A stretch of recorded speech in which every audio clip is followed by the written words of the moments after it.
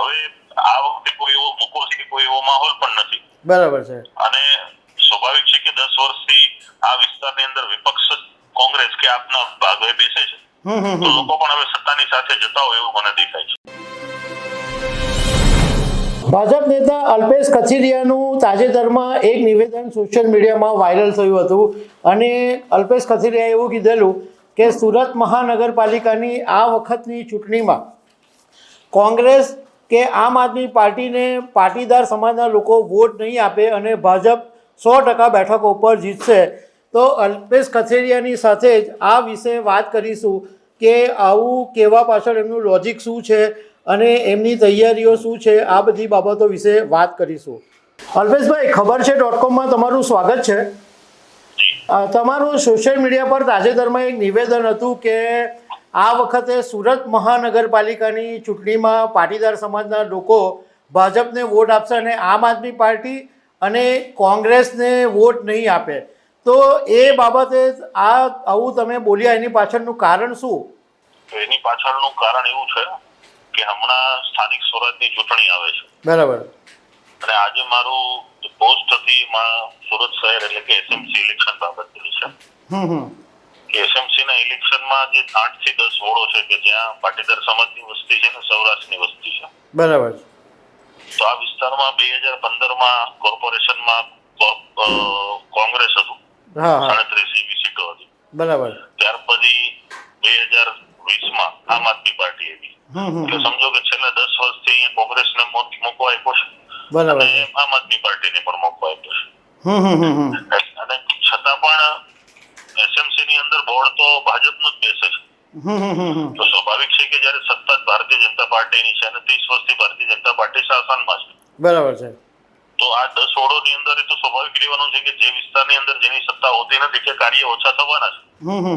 તો વિકાસની જે હરોળમાં આવવું જોઈએ આ વિસ્તારો અને વરાછા વિસ્તારો જે પણ 8-10 વોર્ડો છે, વરાછા હોય, મોટા વરાછા હોય, કતારગામ હોય, સિંગણપુર છે, યોગી ચોક છે, સરથાણા છે, સીમાડા છે, કાપોદ્રા છે, આખો સૌરાષ્ટ્ર બેલ્ટ 8-10 વોર્ડો છે. બરાબર. તો સૌથી વધુ ટેક્સ પણ ચૂકવે છે. બરાબર છે. તો સાથે રહી તો વિકસિત થઈ શકે અને વિકાસની હરોળમાં ચાલી અને સુરતનું નામ પણ ઉજળું થાય. એટલે મેં પોસ્ટ મૂકી હતી કે મિશન સંપૂર્ણ ભગવું. બરાબર. જી જી.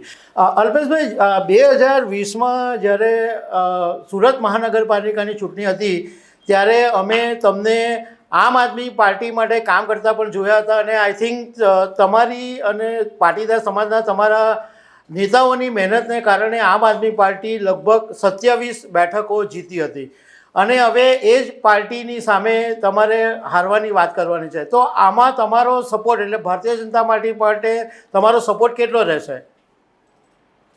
જો એક તો અમે ભારતીય જનતા પાર્ટી સાથે જોડાયેલા છીએ. બરાબર. બીજું સુરત રાજ્ય અને કેન્દ્ર ત્રિસ્તરીય જગ્યાએ ભારતીય જનતા પાર્ટીની સત્તા છે. તમારી પાર્ટીની જે પણ જવાબદારી પાર્ટી આપશે એ નિભાવશું. બરાબર. સાથોસાથ આ વિસ્તારમાં કઈ રીતે કમળ ખીલે અને કઈ રીતે વિકાસની અપરિત્ય વિસ્તાર શકે એ માટેનો જે કોઈ પણ પ્રયાસ કરીશું. બરાબર છે. અને જે રીતે કોંગ્રેસ અને આમ આદમી પાર્ટીને પણ એક વખત છે તેવી રીતે ભારતીય જનતા પાર્ટીને પણ મોકો આપી અને આખા સુરતમાં કઈ રીતે ભગવો લઈ રહે એ માટેનો અમે પ્રયાસ કરતા રહીશું. તો અલ્પેશભાઈ, તમે એવું કીધેલું હતું કે 100% બેઠક લગભગ 120 બેઠકો છે સુરત મહાનગરપાલિકાની.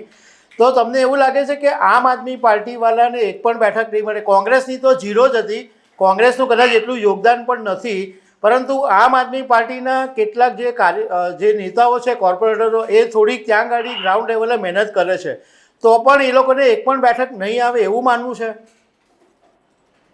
એવું મારું એટલે કેવું છે જી. 15માં પણ આંદોલનના ફળશ્રુતિના હિસાબે કોંગ્રેસ ઊભી થઈ, નવજીવન મળ્યું અને બેઠકો આવી. બરાબર. ત્યાર પછી કોંગ્રેસ અને પાસનો જે ઇસ્યુ થયો 2020માં એનાથી આપ આવી અને આપને એનો ફાયદો થયો. બરાબર છે.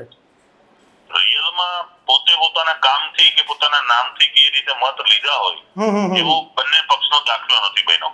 બરાબર. કે જો એવું જ બન્યું હોત તો 15માં આપને કંઈક મળવું જોતું હોત અને જો એવું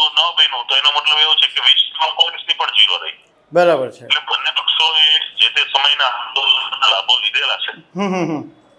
હવે આ વખતે કોઈ એવો મોકો છે, કોઈ એવો માહોલ પણ નથી. બરાબર છે. અને સ્વાભાવિક છે કે 10 વર્ષથી આ વિસ્તારની અંદર વિપક્ષ કોંગ્રેસ કે આપના ભાગે બેસે છે, તો લોકો પણ હવે સત્તાની સાથે જતા હોય એવું મને દેખાય છે. બરાબર છે. અલ્પેશભાઈ, આપણે 2015માં જ્યારે પાટીદાર અનામત આંદોલન થયું હતું ત્યારે પાટીદાર સમાજ એટલે તમારું પાસ જે હતું એ બહુ સ્ટ્રોંગ કહેવાતું હતું, પરંતુ સમય જતાં પાસ થોડું વિખેરાઈ ગયું છે. તો તમારી સાથે પાસના લોકોનો સપોર્ટ રહેશે? જો પાસમાં કેવું છે કે એ સ્વાભાવિક છે કે એક આંદોલન હતું, એક માંગણી પૂરતું હતું. તો જ્યારે તમારી માંગણીઓ ફૂલફિલ થતી હોય છે પછી એ ટીમ રહેતી નથી. અને પાસનું આ કોઈ એવી બંધારણીય કે કોઈ સંસ્થા નથી જે તે સમયે લોકોની પીડામાંથી યુવાનો ભેગા થયા અને એક આંદોલનના પડોશો તેઓ ભેગા થયા. તો જ્યારે પણ સમયની વાતો હોતી હોય છે ત્યારે દરેક એ પ્રકારના નિર્ણયો લેવાતા હોય છે. તમારી વાત સાથે હું સહમત છું કે પાસની હાલ જે પ્રવૃત્તિ હોય નથી, પણ સામે મુદ્દો પણ એ નથી.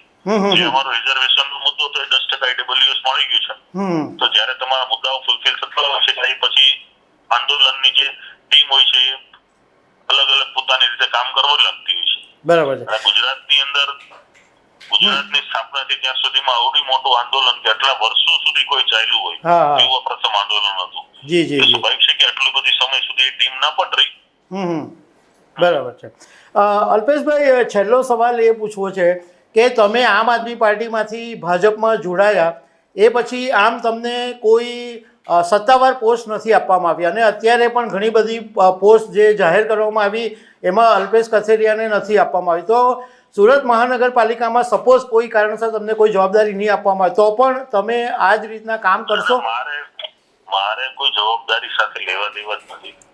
અમે જે વિસ્તારોની અંદર 10 વર્ષની અંદર એકદમ આમ અને એકદમ કોંગ્રેસ જે શાસન કર્યું એ વિસ્તારોને કઈ રીતે ભારતીય જનતા પાર્ટીને મજબૂત કરવી, તે વિસ્તારોમાં કઈ રીતે જવું, લોકોને કઈ રીતે મળવું અને કમળને કઈ રીતે મજબૂતાઈથી આ વિસ્તારમાં સ્થાપિત કરવું એ મારી જવાબદારી છે. પાર્ટી એની સમય પ્રમાણે જે પણ જવાબદારી સોંપે અલગ વસ્તુ છે, પણ એસએમસીમાં કઈ રીતે કામ કરવું એ માટે અમે કાર્યરત હંમેશા માટે રહીશું. ઓકે અલ્પેશભાઈ, આપણે ધારો કે સુરત મહાનગરપાલિકામાં ફરીથી એક વખત ભાજપની સરકાર આવે તો આ વરાછાના જે તમારા પાટીદાર સમાજનો આખો જે વિસ્તાર છે એના માટે તમારી અપેક્ષા શું હશે કે શું એવા કામો હજુ પણ થવાના બાકી છે? જો મહાનગરપાલિકાની એક લિમિટેડ જવાબદારી હોતી હોય છે, જેમ કે આરોગ્યની બાબતો છે, પ્રાથમિક શિક્ષણની બાબતો છે, બરાબર, રોડ રસ્તા છે, સ્ટ્રીટ લાઇટ છે, ડ્રેનેજ વ્યવસ્થા છે, પાણીની વ્યવસ્થા છે, જે મહેસૂલ ને કર પ્રકારની જે ત્રિસ્તરીય વ્યવસ્થા છે એમાં સ્થાનિક સ્વરાજની જે કોઈ પણ સત્તાઓ છે ને એના આધીન જે એમને જે પાવર્સ મળ્યા છે તો એની જે જવાબદારીમાં જે વિસ્તારો નવા ડેવલપ થઈ રહ્યા છે એ વિસ્તારમાં ઘણી બધી સમસ્યાઓ રહેતી હોય છે. નવા વિસ્તારની અંદર ધીમે ધીમે લોકોની વસ્તી વધતી હોય છે, બરાબર, એટલે ત્યાં નવા સ્કૂલો બને, નવા પ્લેગ્રાઉન્ડ બને, નવા આરોગ્યના ધામ બને એ પ્રકારની માંગણીઓ રહેતી હોય છે. અને સ્વાભાવિક છે કે એ માંગણી તો દરેક વિસ્તારની પણ રહેવાની હોય છે. Okay Alpeshbhai, thank you very much ખબર છે .com પર વાત કરવા. તો દર્શક મિત્રો, આ હતા અલ્પેશભાઈ કથિરિયા કે જેમણે સોશિયલ મીડિયા પર એવું નિવેદન આપેલું હતું અને અમે એમની સાથે ફોન પર વાત કરી તો એમણે આ વાતનું કન્ફર્મેશન બી આપ્યું છે કે સુરત મહાનગરપાલિકામાં 100% એટલે કે 120 બેઠકો પર ભાજપનો ભગવો લહેરાશે. તો દર્શક મિત્રો, આવા અનેક અપડેટ સાથે મળતા રહીશું. આભાર.